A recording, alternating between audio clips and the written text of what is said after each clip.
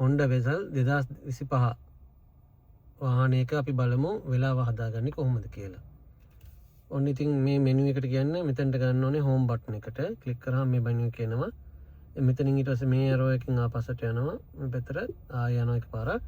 මෙතන තියෙනවා date and time හදන තැන. ආය මේකට යනවා. මේකේ අපි උඩ එකට සිලෙක්ට් කරලා යනවා.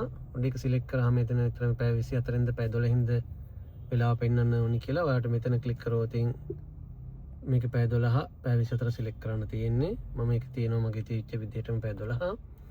ඊළඟට යනවා අපි මෙතන ඔප්ෂන් එකට උඩ එකට මේකේ තියෙන්නේ දිනය හදන්න.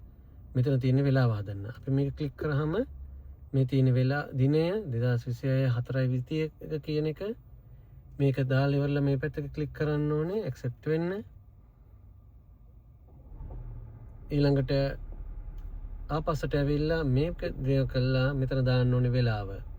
දාලා AM PM වෙනස් කරලා ආයෙත් අර විදිහටම අපිට accept බටන් එක බන්න ඕනේ මේ පැත්තේ තියෙන්නේ.